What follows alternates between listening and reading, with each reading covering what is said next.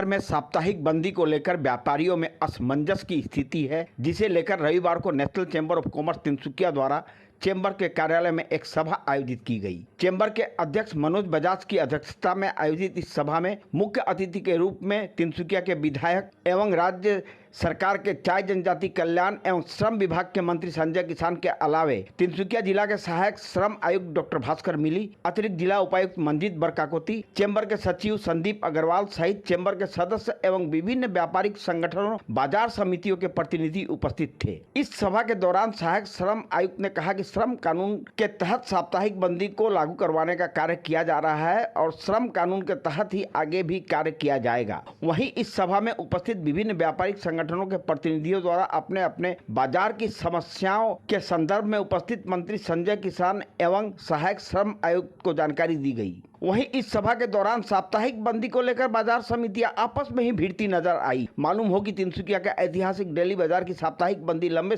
अरसे से बुधवार को होती है, जब डेली बाजार मर्चेंट एसोसिएशन के उपाध्यक्ष श्री किशन अग्रवाल अपनी समिति का प्रतिनिधित्व करते हुए अपना विचार रखने गए। आरोपों के अनुसार डेली बाजार के ही कुछ दुकानदारों ने हो हल्ला मचाना आरंभ कर दिया।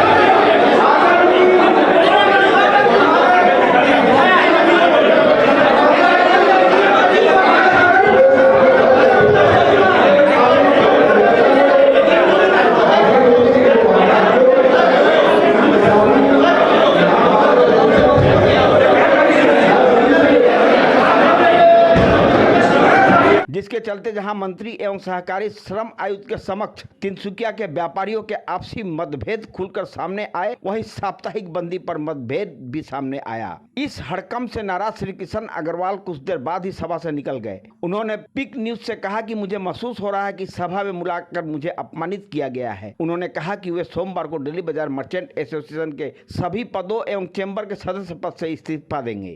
साप्ताहिक बंदी को लेकर नेशनल चैम्बर ऑफ कॉमर्स में सभा हुई थी, जहां डेली बाजार के उपाध्यक्ष को अपनी बात नहीं रखने दी गई।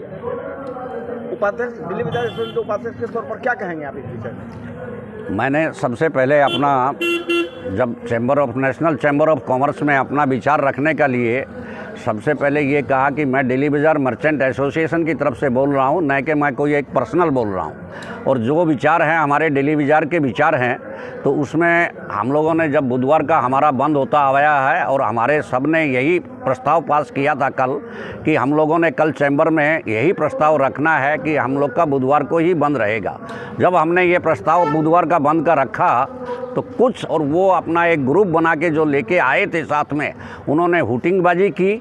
उसके लिए मेरे को बहुत ख़राब लगा और मैंने अपने वक्तव्य को बंद कर दिया और मैं कल एग्जीक्यूटिव कमेटी से डेली बाजार से रिज़ाइन दे रहा हूं और मैं साथ साथ नेशनल चैम्बर ऑफ कॉमर्स की एग्जीक्यूटिव कमेटी से भी रिज़ाइन दे रहा हूं, क्योंकि नेशनल चैम्बर ऑफ कॉमर्स ने भी हमको बुला के अपमान किया है।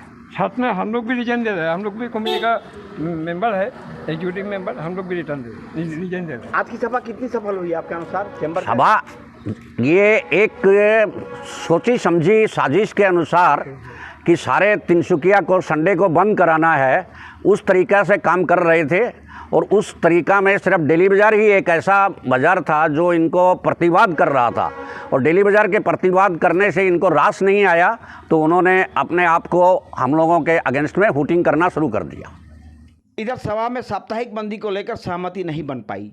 प्रकाश बाजार, सुपरमार्केट आदि कई बाजार जहां रविवार को बंदी चाहते हैं, वहीं कई बाजार के व्यापारी बुधवार को, डेली बाजार के व्यापारी भी रविवार एवं बुधवार को लेकर दो नाव पर सवार नजर आए। इस स्थिति को देख सहायक श्रम आयुक्त ने साप्ताहिक बंदी को लेकर डेली बाजार के दुकानदारों के मध्य मतदान के जरिए फैसला लेने का सुझाव दिया।